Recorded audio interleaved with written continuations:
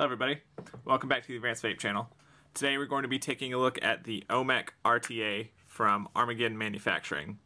So as I understand it, there's sort of two versions of this tank out there. There's this one, the OHMEC from Armageddon, and there's another one that's extremely similar from Mad Modder called the King RTA.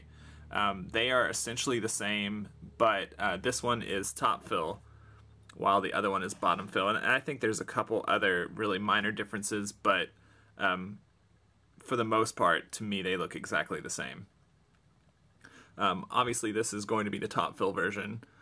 The build deck and everything looks the same to me. I haven't tried the King RTA, so I can't say that for certain, but I've spoken to people that do have it, and it seems like pretty similar experience. So this is a 30mm tank, and it's kind of got a little bit of a restricted airflow for a 30mm tank. You can see this kind of teardrop shape to the airflow, and this is what it looks like wide open.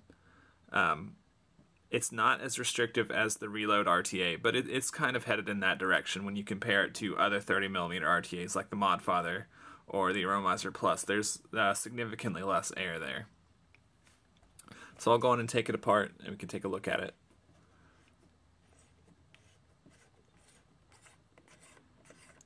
Just the overall kind of feel of this tank is really similar to the Sherman to me.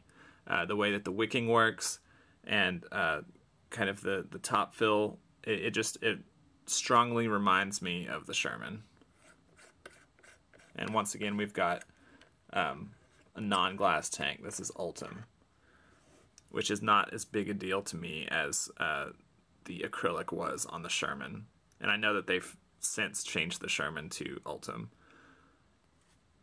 So it's a 3-post deck with a clamp in the middle and kind of just screws on the side. For being 3-post, it's very easy to build on. I didn't have any issues with it at all. It can sometimes kind of be a challenge to get them lined up over the airflow, just because with 3-posts the kind of center point where the coil wants to be is offset to each side, just because of where the posts are. So you've got to kind of force it over and have these legs at an angle to get it right over that airflow. As you can see, it's kind of the wicking looks very similar to the Sherman, and to me the wicking, just like the Sherman, is the most important thing on this tank. As for the rest of the tank, got a nice sloped chimney in there.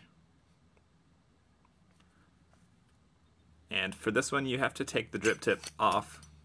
I didn't mean to do that, but you have to take the drip tip off to unscrew the top fill.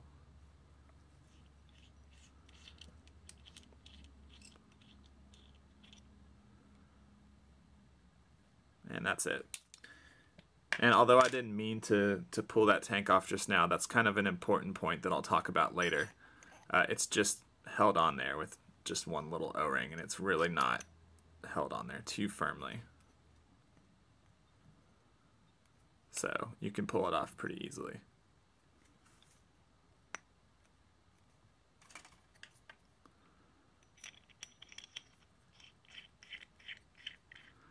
Threads are nice and smooth, but if you don't take this off, which I've caught myself just accidentally forgetting to take the drip tip off, and you try and unscrew it, it's kind of pinned on there by the drip tip, so it can make these threads feel really tight, because it's trying to unscrew against the drip tip pushing down.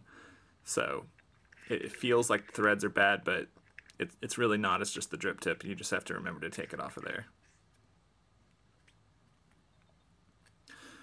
Okay, so this is an alien frame staple build that I have on here. Although that it's kind of restricted airflow, it's more than enough airflow and more than enough build space for something like staples. So that's what I went with today. And we'll go on and get through the dry fire quickly and then talk about wicking.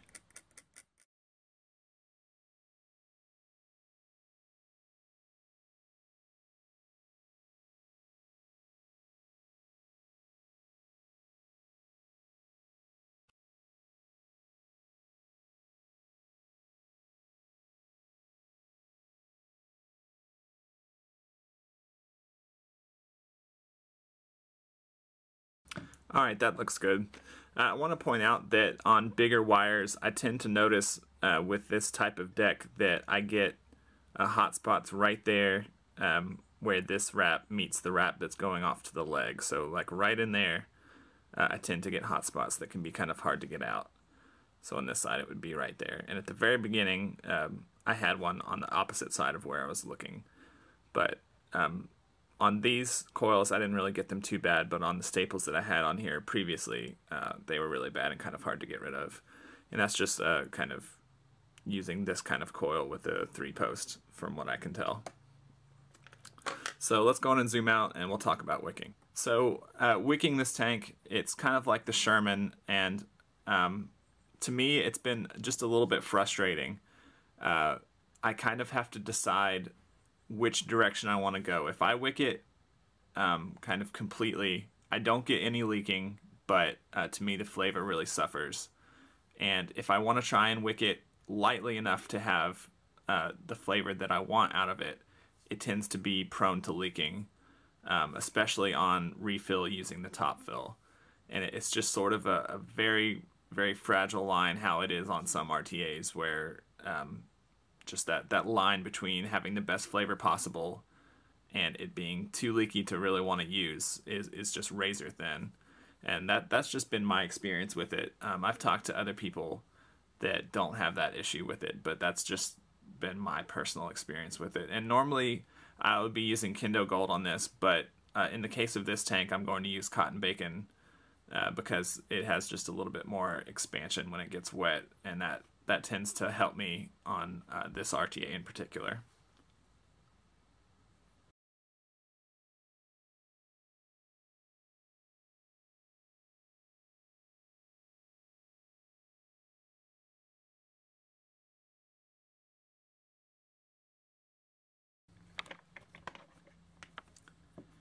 And I generally cut it right about the edge of the deck.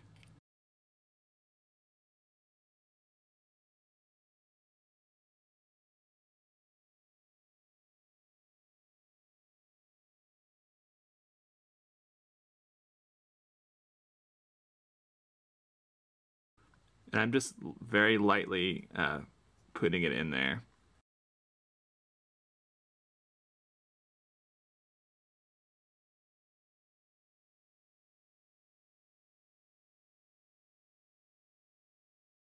If you can see, I'm putting the tweezers into the hole here and kind of pushing up so that it's not blocking the hole.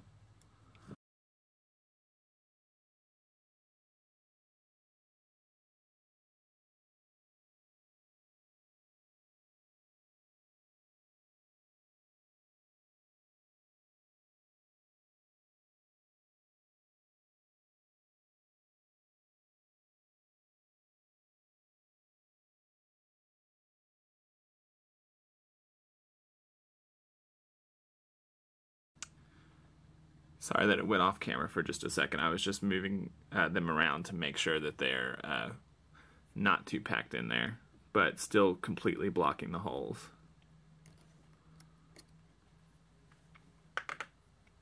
Okay, so from here you kind of have two options. You can, even though this is a top fill tank, you can bottom fill it anyway, so put the juice off to the side of the chimney there, and just have this closed. And that's generally what I tend to do. Or you can just use the top fill.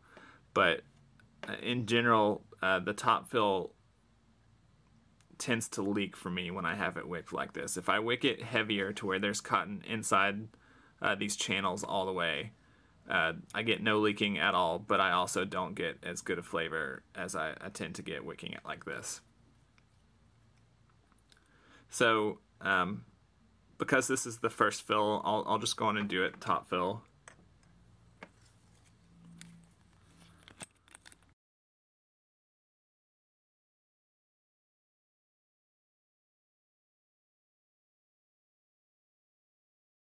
And you can give it a turn upside down during the last turn to try and help a little bit, as you would with the Sherman.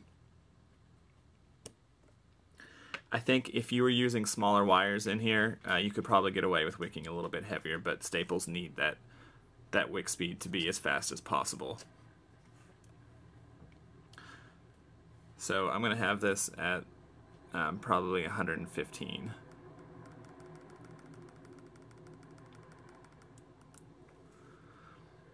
All right, and the airflow is going to be wide open.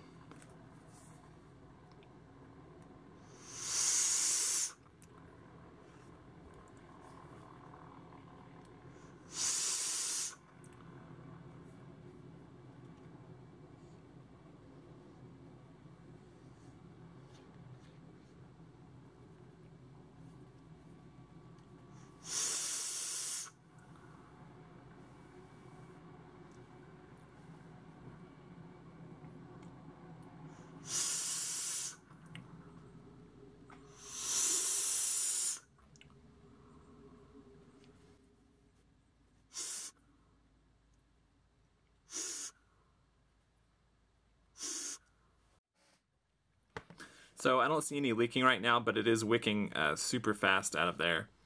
One thing I want to point out though, if you do the bottom fill, make sure that you're holding on to this tank. Because if it only has that one O-ring, like I pointed out earlier, if you bump the tank at all, it's going to come off of there and you're going to lose a whole tank of juice, which is about 7 milliliters.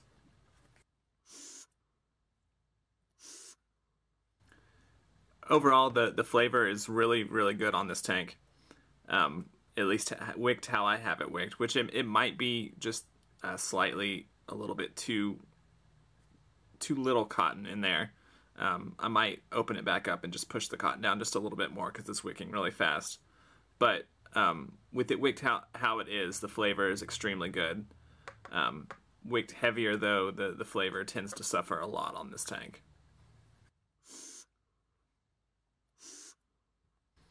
Overall, I like the flavor better on this tank than I do on the Sherman, although they're really similar in my mind. They're kind of this around $100 30mm RTA that's kind of made by a smaller company, and I really like that type of RTA because those tend to be the ones that are innovating.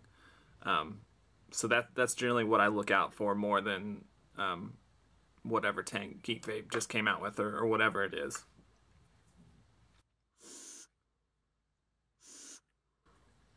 Yeah, really good flavor and good build quality.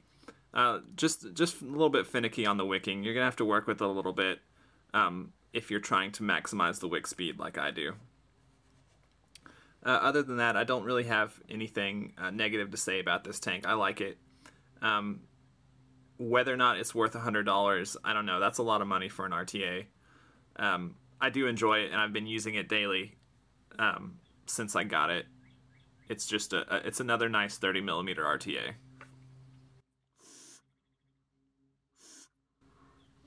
I think overall though, I tend to prefer to bottom fill this just because of how I have it wicked.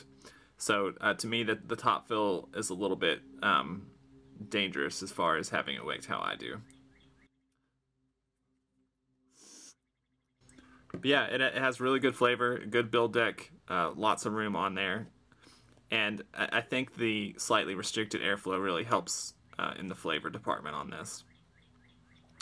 So that'll bring us to the end of this video about the OHMEC RTA. If you like this video on our channel, give us a like and subscribe. And as always, if you have any questions, leave them below in the comments or send me an email. Thanks.